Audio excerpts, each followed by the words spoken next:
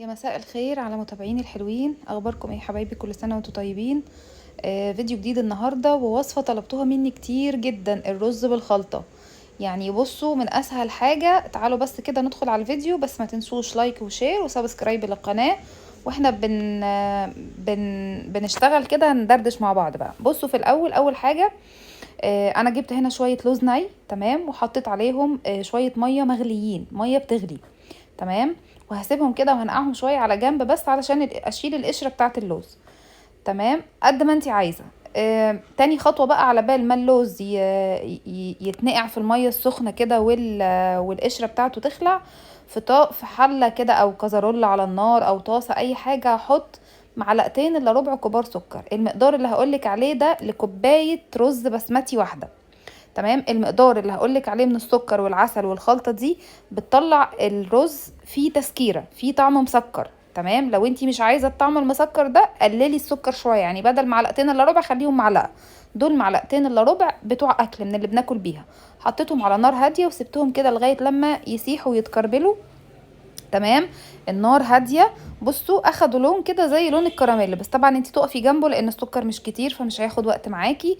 وايدك فيه بتقلب تقليب مستمر، اول ما تلاقيه ابتدى يسيح كده، تمام، كله معاكي تمام زي الفل، تمام. طيب، نوع الرز اللي انا بستخدمه ده، الكوبايه الرز الواحده بتاخد كوبايتين ميه، يبقى كوبايه الرز الواحده بتاخد كوبايتين ميه. طب انا هعمل كده مع كل الرز البسمتي. انت هتقري على الكيس اللي جايباه الكوبايه بتاخد قد ايه. كل نوع رز ليه معيار معين، بيتنقع مش بيتنقع، بياخد كوبايتين ميه، كوبايتين ونص، 3 كوبايات، اقل اكتر. النوع اللي انا بستخدمه ده هوريهولك دلوقتي، تمام. الكوبايه بتاخد كوبايتين ميه. حلو الكلام. طيب، كوبايه الرز البسمتي في اي نوع بقى بحط لها معلقتين الا ربع سكر. حطيت عليهم كوبايتين الميه اللي انا هغلي فيهم او اللي انا هزيد بيهم الرز لغايه كده، تمام تمام. طيب، مقدار السكر والعسل اللي انا هقولك عليه ده، تاني بقول ان ده بيطلع الرز بيبقى مسكر شويه. لو انت عايزه تقللي، في ناس ما بتحبش قصه سويت اند ساور او الحاجه انها تبقى مسكره، في ناس ما بتروح لهاش او ما بتحبهاش، فممكن تقللي السكر، حطي معلقه او نص معلقه زي ما انت عايزه. حلو الكلام. حطيت مكعب مرقه واحد، يبقى انا كوبايه الرز الواحده حطيت لها مكعب مرقه واحد، حطيت لها معلقتين الا ربع سكر عادي من بتاعنا، تمام. حطيت، بصوا كده، معلقه كبيره كده، تعتبر معلقه كبيره مليانه قرفه. برضو القرفه تزوديها او تقلليها بيرجع ليكي، في ناس ما بتحبش القرفه خالص، ممكن ترفعيها مفيش مشكله. هحط معلقتين عسل اسود، تمام. عايزه اقولك العسل الاسود بيدي طعم حلو قوي، وفي نفس الوقت بيعزز كمان اللون بتاع الرز. يبقى انا حطيت معلقتين الا ربع سكر، حطيت معلقه كبيره مليانه قرفه، حطيت معلقتين عسل اسود، تمام. ممكن ترفعي القرفة خالص مفيش مشكلة، ممكن تحطيها زي ما انت عايزة. عايزة بقى تحطي بهارات تانية، عايزة تحطي مثلا في ناس بتحب مثلا طعم الحبهان والقرنفل، يرجعلك. بس انا الرز بالخلطة انا بعمله بدول بس، ما بحطش اي حاجة تانية خالص، تمام. يبقى كل كوباية رز، انا تاني بعيد في المقادير، كل كوباية رز بحط لها كوبايتين مية، ده النوع اللي انا بستخدمه.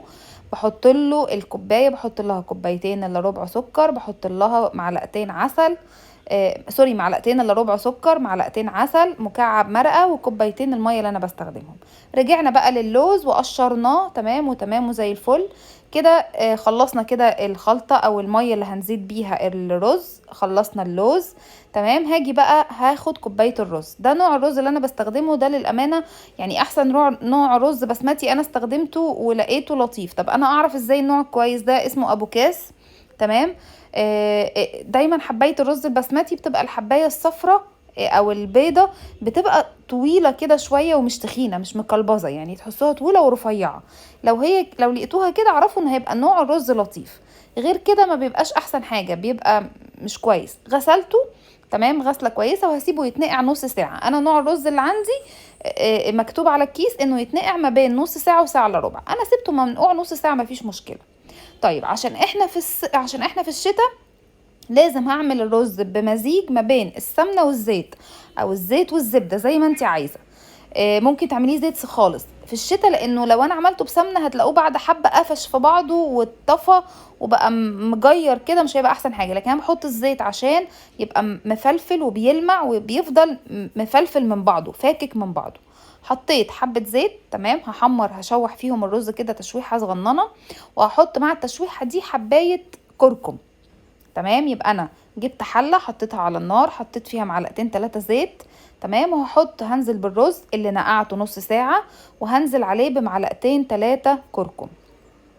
مش معلقتين 3 كركم، هحط نص معلقه صغيره كركم، انا اسفه، تمام. يبقى معلقتين 3 زيت، نزلت بالرز، تمام. وهحط نص معلقه صغيره كركم وهشوحه كده تشويحه بسيطه. وبعدين هنزل بخلطه الميه بقى والقرفه والسكر والعسل اللي انا كنت مجهزاها قبل كده. وهنزل في الاخر بعد ما هبتدي ازيد الرز، هنزل في الاخر بمكعب زبده بقى نيوزيلندي، عايزه تحطي سمنه بلدي مفيش مشكله. انا حركه الزيت دي في الاول انا بعملها في الشتاء بس، لكن في الصيف ممكن تحمري اول عن اخر في سمنه بلدي او زبده مفيش مشكله. مهما قعد معاكي من وقت مع الحر هتلاقوه هيبقى مفلفل كده وبيلمع وشكله لطيف. لكن في الشتاء لا، هتلاقوه قفش في بعضه بقى ومسك وبقى يعني مكلبص كده واتطفى وبقى مش احسن حاجه. فدايما بحط زيت مع الخلطه دي. هنزل بقى بعد ما الرز اتشوح كده تشويحه محترمه في الزيت، هنزل بقى بالخليط اللي احنا كنا مجهزينه، مكعب المرقه. تقدري في الوقت ده خلاص بقى، هي كوبايه الرز هتاخد كوبايتين ميه، انا مش هحط ولا نقطه ميه تاني بعد كده. هقلب بقى، النار عاليه، هسيبه يغلي. تقدري بقى في الوقت ده تدوقي، محتاج قرفه، محتاج سكر، عايز سنه ملح، براحتك. لو انتي مش لا يعني لو انتي لسه بتعملي اول مره، ظبطي على ذوق الاكل اللي انتي بتحبيه. مسكر، لا عايز ملح، لا مش عايزه مسكر كده. زي ما قلت لك، انا المقدار بتاع السكر والعسل دول بيطلعوه مسكر حبه. لو انتي مش عايزاه مسكر كده، ارفعي معلقه عسل وارفعي معلقه سكر، مفيش مشكله. هسيبه يغلي. اول ما ابتدى اهو خلاص بيغلي اهو بيقول، حطيت له بقى معلقه زبده نيوزيلندي كده عشان بس تديله طعم حلو. انا قلت لكم دايما في الشتاء بعمل المزيج بين الزيت والزبده او السمنه البلدي. هقلب كده تقليبه، تمام. تقدري في الوقت ده تنزلي بزبيب، بزبيب بيتحط ينفش كده، وتقدري تحطيه مع المكسرات. هنا انا هحطه هنا مع المكسرات، تمام. هحط بقى المكسرات اللي موجوده عندك، عايزه تحطي لوز، عايزه تحطي بندق، عايزه تحطي عين جمل، عايزه تحطي سوداني، عايزه تحطي زبيب بس مش متوفر عندك غير دول، دي براحتك، دي ترجع لك انتي.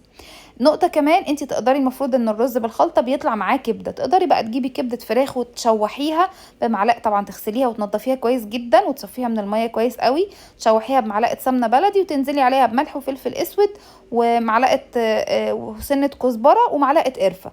تقدري تجيبي كبدة بلدي وتقطعيها وتشرحيها رفيع وتنزلي بيها، تقدري تعمليه من غير كبدة خالص، ده ترجع لك انتي.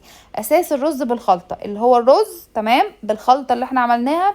المكسرات بقى والكبده دي بتاعتك انتي، ترجع لك انتي.